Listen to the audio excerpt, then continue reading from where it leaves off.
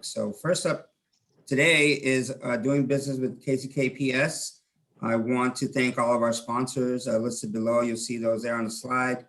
We're very thankful for our partnerships and our sponsors that allow us to do the work and deliver great programming to you all. I also want to plug really quickly, we are having an in-person event today, a business after hours in KCK later today from 4:30 to 6:30 at the KCK Police Athletic League Community Garden. So we will be outside. If you've not registered yet, we'd love to have you. We will be observing all social distance protocols and such, but really excited to get back out in person and get people connected. So I'm very much looking forward to that. At this point, I'd like to introduce Mr. Brian Hernandez, who is the Assistant Purchasing Director for KCK Public Schools. I previously worked for the city and is very well versed in vendors and minority-owned businesses, women-owned businesses. So at this point, Brian, I'd like to turn the floor over to you and walk us through how we can do business with the KCK Public School. Okay, great. Thank you, Daniel.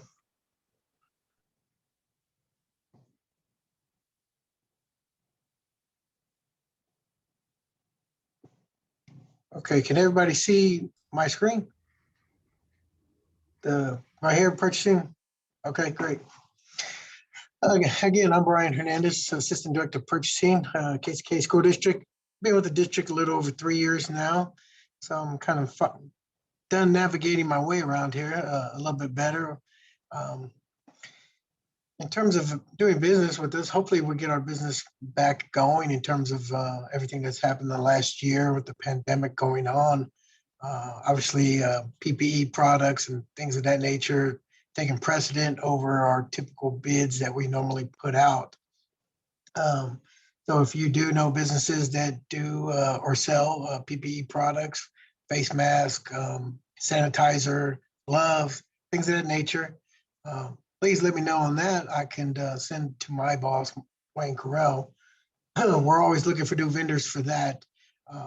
Obviously, we're probably pretty stocked up right now, but as the school year goes on and fall one begins, obviously we'll need to ramp up and procure some more of those products here. So that's just an FYI on them.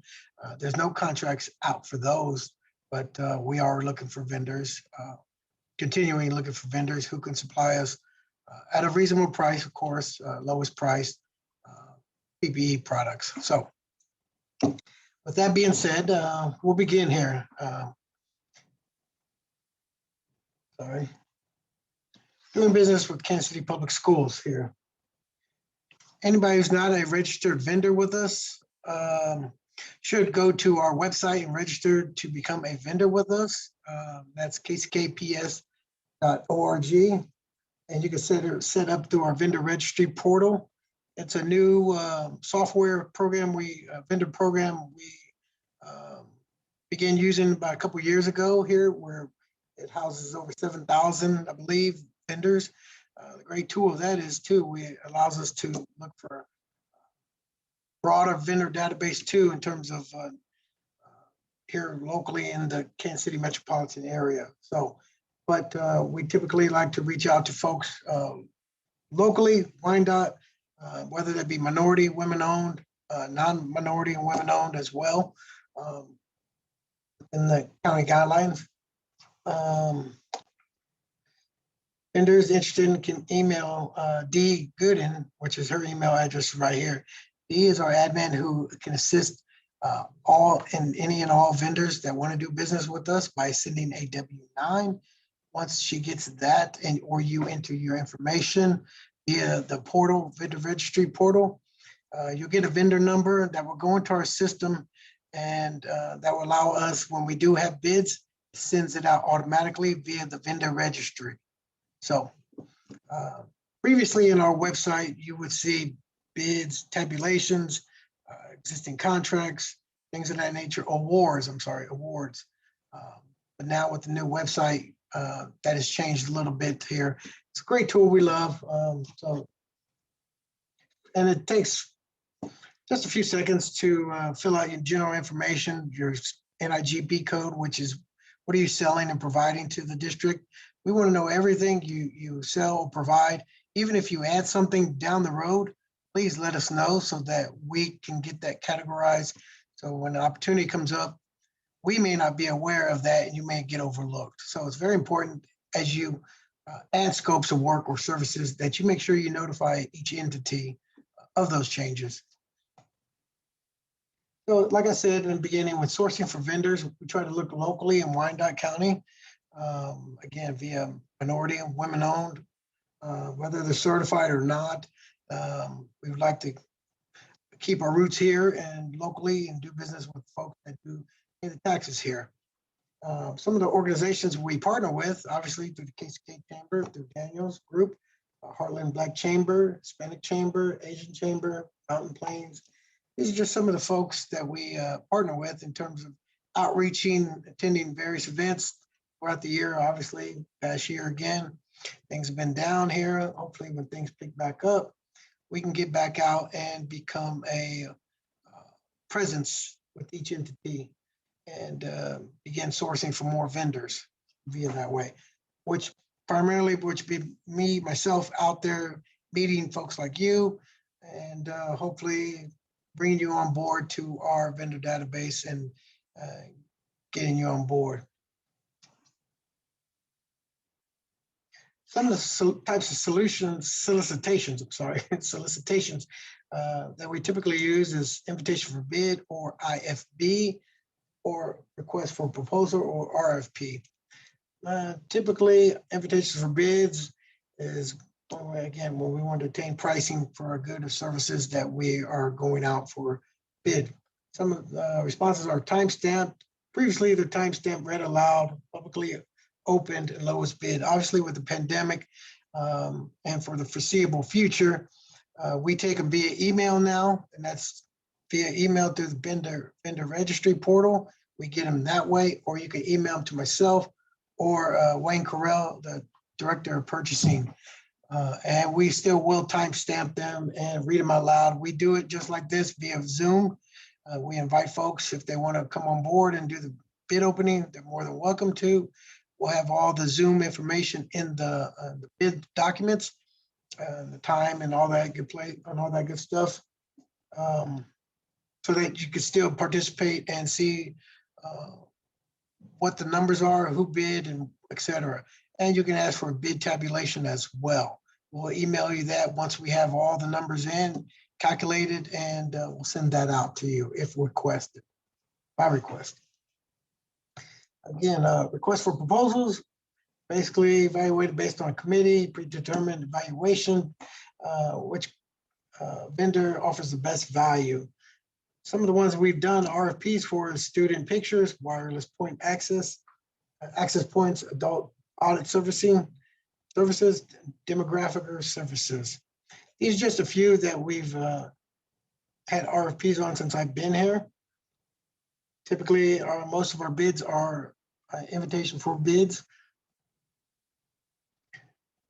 Some of the other ones we may utilize a request for qualifications. Basically, we're trying to seek out the qualifications of a particular vendor and how they may meet our need or provide a good or services evaluated by committee. Or request for information, RFI, when we're trying to obtain information from potential vendors prior to issuing a formal solicitation. So a good example of this is technology, copiers, multifunctional devices, which we may be having a bid coming out later in the year for our copier contract. Just got wind of that here last month. So we don't have a time frame on that, but we're anticipating that sometime, hopefully by the year's end. And then there are other ones we use as cooperative agreements, which we piggyback off another governmental contract where it gives us the flexibility and the ability to acquire goods or services much quicker without going out for bid. So due to the pricing, and it's already bid out by another agency, so that allows us to expedite our process a little bit quicker when there is a need or service for those. So, and some of the examples of we use Greenbush, There's one, I think some of the other agencies we use off the top of my head, but that's one of them that we use. Something for you guys really may take heed of is right here, purchasing thresholds. So direct buy anything with under $3,000, a school department can go call up a vendor and acquire about a service, commodity, or a product or whatever that is that they need. So that's just a direct buy that they can go and use a P card with, or a credit card, we call it. Anything between 3,000 to 10,000, or here it's 3,000, but it's 3,000 to $10,000. We require two quotes. I'm sorry, two quotes. One's minority and women owned or local entity business in the Wyandotte area. And we typically like to make sure departments, if they need help acquiring those minority women owned businesses or vendors in general locally, we would like to give them that opportunity. They use me as a source if there is a need for the minority women owned, given that's my background and working with them. So, and then the next threshold, anything over $10,000 to $19,999 requires 3 quotes.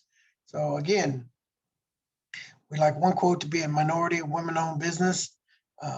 Hopefully they're local, and they do get a local quote, but we require 3 quotes when it's $10,000 to $19,999. Okay, anything over $20,000, we will put out for bid. That is our threshold to go out for bid for the KCK School District. Anything over $20,000 will go out for bid. As you can see, that applies to construction, reconstruction, remodeling, purchase of goods, services, and materials. Examples of those are roofing, pest control, boilers, HVAC, plumbing, I think what else? Anything IT related. Those are just some of the ones that I can recall off the top of my head here. But anything back to that $3,000, under $3,000 one, I really like to target more minority and women-owned businesses, or even businesses local, in terms of whether they be promotional items, something on that small scale that we know there's enough minority and women-owned businesses to get those quotes from. I know the mindset has to change around here in the school district, and that's where I'm getting out a little bit more now to the schools and letting them know my role and what I can do in terms of when those opportunities come to utilize purchasing via myself to provide those minority and women-owned businesses so that they can get a chance to utilize and get to know another company and utilize them, and hopefully find that they build a relationship with that vendor. So I've been, with the downtime, I've been able to get out here in the last month to a lot of schools and introduce myself right before kids came back. So making progress in those areas. But again, when staff overturns in schools or departments, you get a new body. So you kind of have to go through that system again and reintroduce yourself and what the message is you're trying to convey and want to do to try to help the district and improve relationships with each other, but as well as with our external customers, such as yourselves. Bidding opportunities. And once you get there at the vendor registry at kckps.org and you log in, this is what you'll see. You'll see what we have out there. You click on it, it tells you the bid date, opening bid date.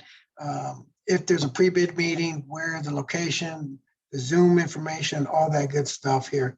You won't see it via our website per se anymore. Like I said, once you become a vendor, you can go into our system and have access to all that information. Again, I don't know how many are here or registered with us, but if you're not, please send me an email, and I have my information here coming up so you can get in contact with me. And feel free to ask any questions via the chat room here or when we get done, you know. But here's again. Hey, so- Brian, we Yeah. do have a question in the chat Okay. from Dr. Shelley Cooper. Does KCKPS accept unsolicited bids?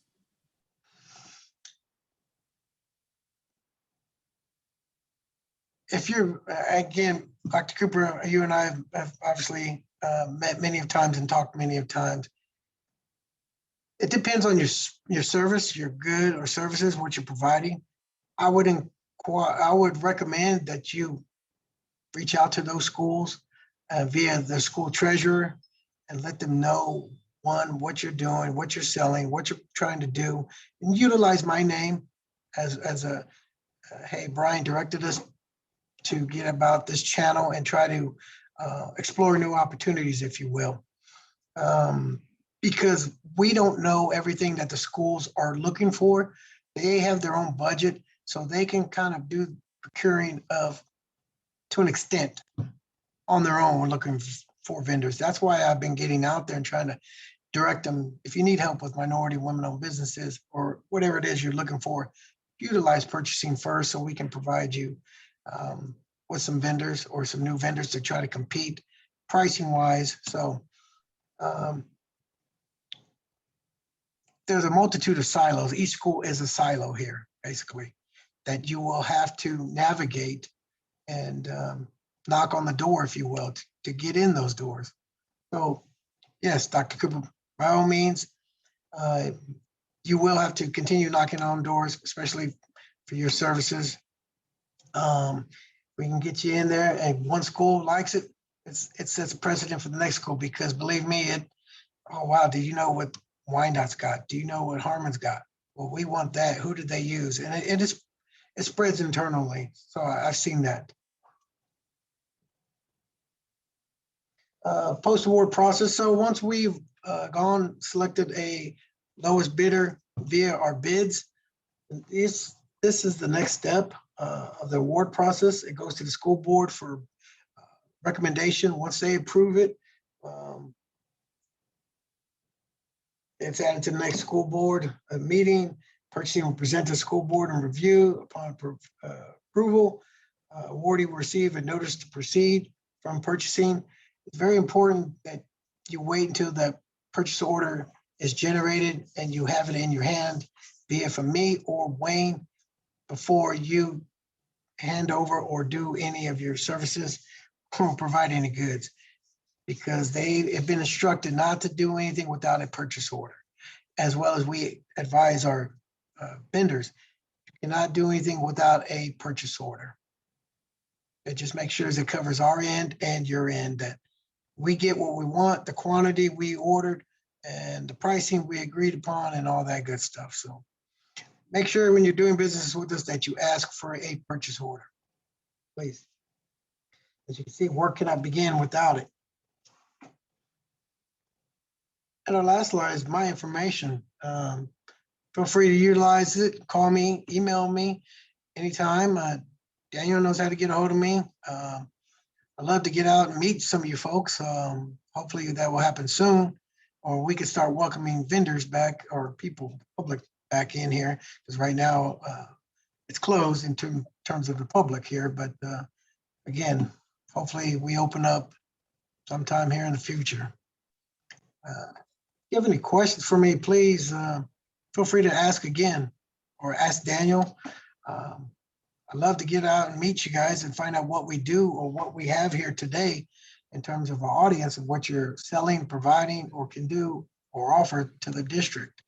One thing about me is, if the district doesn't have anything, I like to provide you other avenues to look at, and that be whether other governmental agencies, private sectors, as well as what Daniel can offer you guys too, because we kind of know this network with the same folks here. But I like to point you in other directions. Even if I have an opportunity, I still like to provide you with other contacts that I've acquired over my years in purchasing, and point you at other entities that you may not have thought about trying to do solicit your business to them, whether that be Casey Mo, Missouri School District, the Hallmarks, the Burns and McDonald, J. Dunn's, City of Kansas City, Missouri. They have a great MBE program there. And Wyandott's trying to do their MBE WB program here. So, please utilize me any way, shape, or form if you can. If you can't, if you're having trouble knocking on the door, let me know. I will reach out to our internal folks, whether that be a department or a school, and say, hey, such and such as, referred me, told me that, trying to reach out to you, talk to me a little bit here. I'll try to find out what's going on and get back with you. One thing about me is I'll get back with you and let you know. And Dr. Cooper can attest to that. Thank you, Brian. I appreciate that. Very good information. I have a couple questions, but want to open up the floor for folks on the call. If you have a question, feel free to ask Brian now. Hi, I have a question, and thank you, Brian. I appreciate it. You've really given me a lot of information over the years. I just need to get clarification. So if there's someone within the KCKPS system that sees a product that perhaps my company offers, they would contact you to make sure that it's meeting those dollar guidelines. For example, maybe if it's something that's right in that middle range between the $3,001 and that $3,000 next to $10,000. level. Yeah. So something that they'd like to purchase, they would go through you to do that, or do they have the flexibility to buy it on their own? They can do that on their own. What I'm advising them is to, if they need vendors, local minority women-owned vendors, to utilize us, because I'm assuming that whoever they use, or in their mindset, they have a small number of folks or one folk that they know. I want to be able to say, hey, I got 2 more people here. Let's get them a quote as well. And let's see if they can match or beat that number that you've been previously going with forever.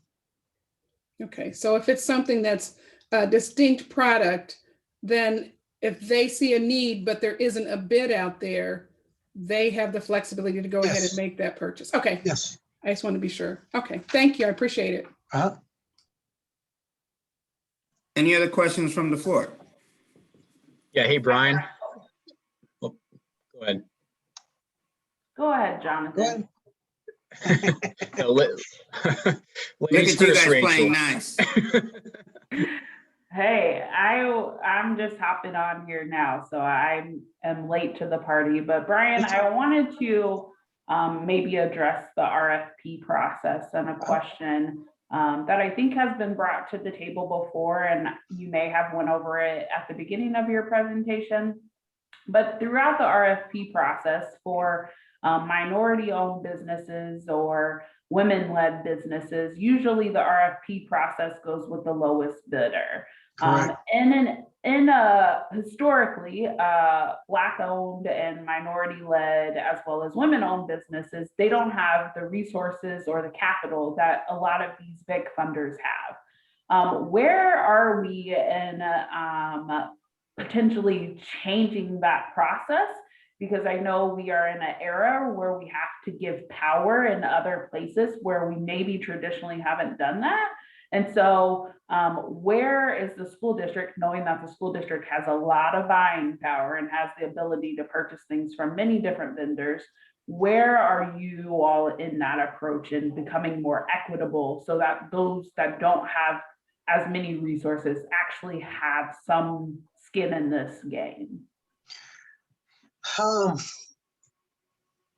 Well, with the school board changing the last few years, you would like to have something in place and concrete that will allow us to go in the direction where you're going, because that is the mindset that when I came here, wanted to try to change and implement.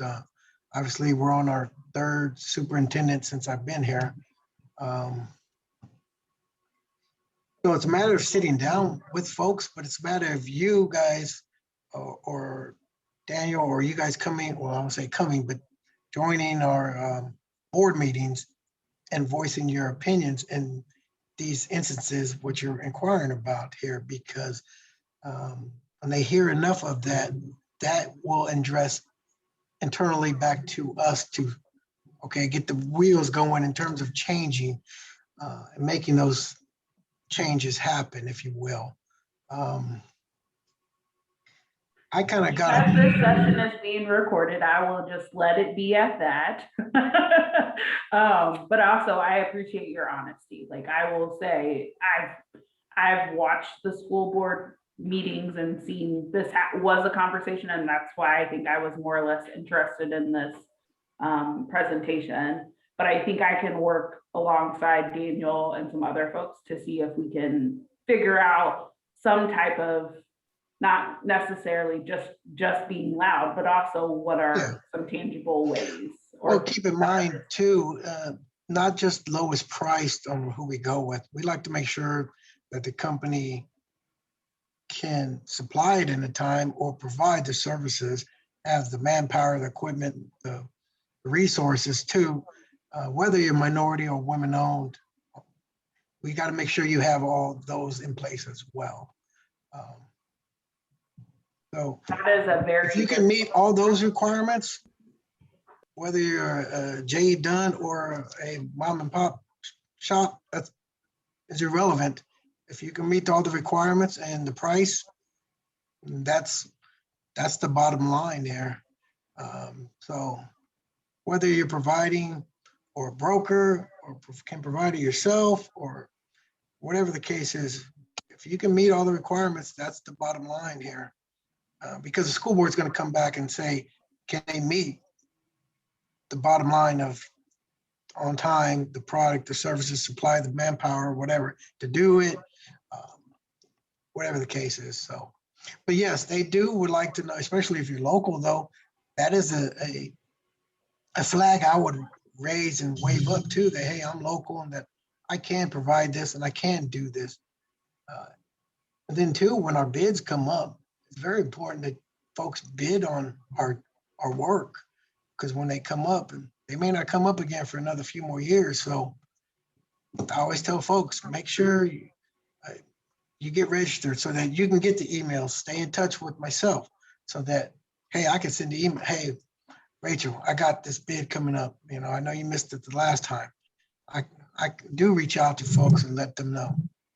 And we do reach out to Daniel to let him know, to disseminate it to you guys as well as all the chambers here that I showed on my slides.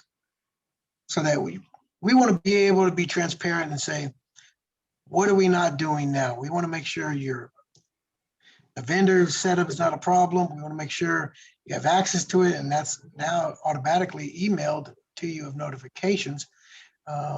Outreaching, doing stuff like this, networking, whatever we got to do, we want to make sure that we're a part and get out there in the community. And so, Jonathan, you think you had a question? Yeah, well, great presentation. Thank you for that, Brian. And Rachel, thanks for asking that question, because that was a good question as well. And towards the end, you kind of asked a question that I was going to ask. You know, we've been talking to the unified government. Brian, you've been a part of some of those board meetings, that the Contract Fairness Board, where we set up percentages for projects. Again, you know, we had the same question for the unified government, which, you know, we set up percentages for projects, but does the unified government procurement have a percentage themselves whenever they purchase things for, you know, for the government? And so I think you answered that already as far as the Kansas City, Kansas Public School District, if there was a certain percentage for LMWs. No, I wish there was. Unfortunately, I think there are some stipulations, the state of Kansas, that we can't, because I've asked that when I first came here, to try to put goals on our projects for certain things, of course, or try to target kind of what the city has, a SLBE, small local business program. But from what I was told, the state of Kansas, there's some rules or guidelines that we can't do that. And The that other- has to takes change from there on down. So, Yeah, understandably. The other question was just, when you say local, does that mean Wyandotte County or does that mean Wyandotte Kansas County City first and Metro? local, the metropolitan area. Obviously, we would like to look in our own backyard via the Wyandotte County. But we realize not everything is going to be here local in terms of Wyandotte. So you're looking at metropolitan area, Kansas City, Johnson, et cetera, et cetera. Great, thank you. Well, Hey, Brian, if I can, I'd like to continue the conversation around the local piece. The KCK Chamber does have language in our public policy agenda around buying local. So we are really trying to encourage institutions to keep that money here at home, right? And so my question is, how much consideration or is there a wiggle room on that lowest bid? You know, if a local business is not the lowest bid, but they're close versus a business that's say in Iowa or California, do you all have wiggle room there to say, look? I mean, if there's and this is just me, I want to say a very small percentage of 5%. If there's a 5%, local versus going out of state, well, obviously we should go local. If it's, not that much a difference in terms of dollars, then yes, we would stay local here. But again, I can only control what I see and able to touch. So can't control what other departments share that same method with me. I wish they would, and I wish we could have some enforcement on that. But unfortunately, we do not. And that's where I would like to kind of see some changes, over here in that aspect. If we can make a difference in utilizing local folks, if it comes down to that small number and versus going out of state. Yeah. Well, I appreciate that, Brian. And again, for the folks on the call, you have Brian's information here. I think the other piece of this process is making sure that Brian knows who you are so that you're top of mind for him. And he can then begin to refer you to these contracts, or at least to bid for sure. And so again, as we continue to open up the economy and get people out, we'll make sure that Brian is attending our events so that you all can get to know one another and build that relationship. So I think that's the other piece, Brian. Yeah, Dr. Shelley, I mean, we've met years ago and we've still been in communication probably up until last year, obviously due to the pandemic. We've knocked on doors for her. I've knocked on doors for her, gotten her responses when, that she may not have gotten had she, and honestly, I don't know if she even knew how to navigate here before. And so again, I'm just trying to do my best and trying to help folks and navigate over here because it's a different entity. Like I said, a lot of silos. So if you're targeting schools for your services, feel free, please, to knock on schools' doors or via call them nowadays. But because the schools can just procure so much by themselves without coming through purchasing due to their own budgets. And that $0 to $3,000 range, there's a lot of money probably going out the door there that I wish I can know of, track, and be able to try to target minority women-owned businesses for them.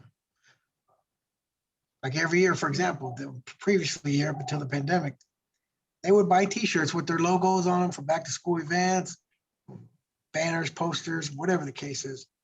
And you add up that money, it adds up. Whether it's 5,000, 8,000, 12,000, you do that every year, that adds up. Brian, I have a question, another question.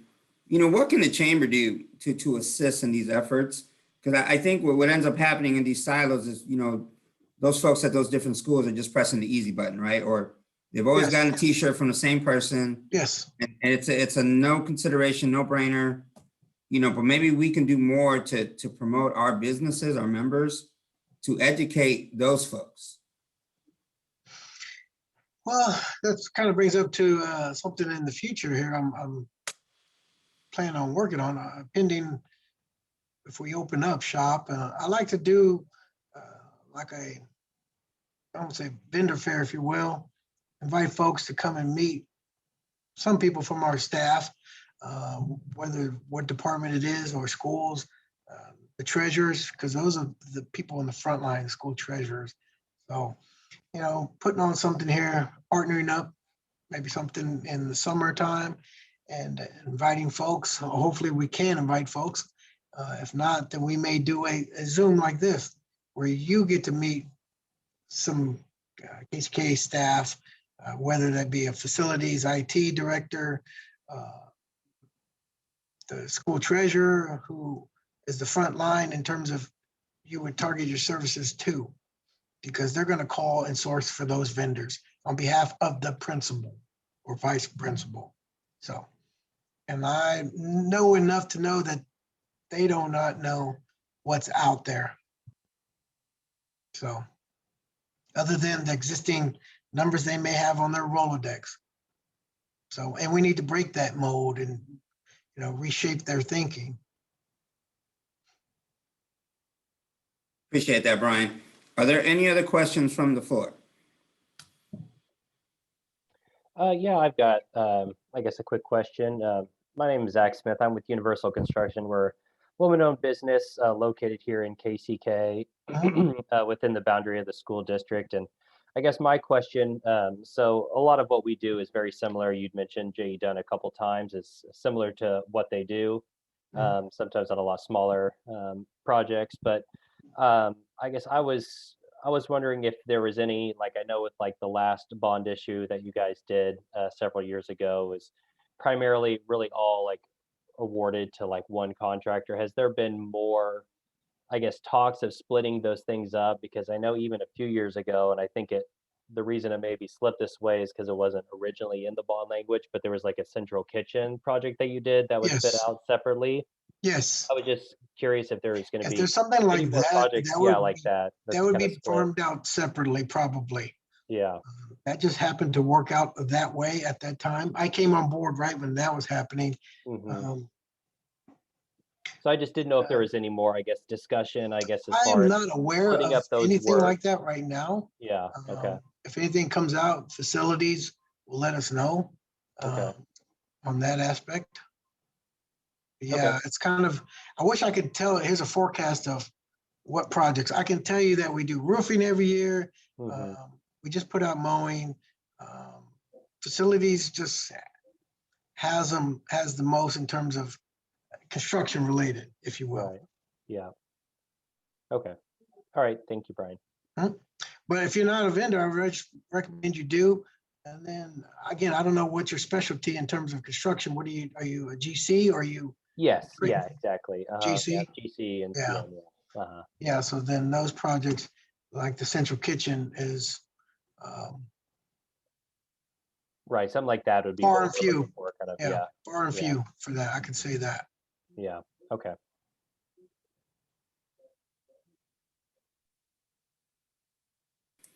Any other questions from the floor? Okay, well, I've got 12:46. Looks like we're gonna give you some time back today. Brian, I want to thank you again for participating on this call. Very informative. For the members on the Zoom, look for more events like this. I think next month we have doing business with the BPU, followed by doing business with the UG, and doing business with KCK Community College. So we're going to keep bringing more of these larger institutions your way to hopefully make introductions and get you all connected to opportunities. So thanks again for being here. Brian, thanks again. Thank you, Keep up guys. the good work. Appreciate it. Thank you. Bye-bye. Thank you. Bye-bye.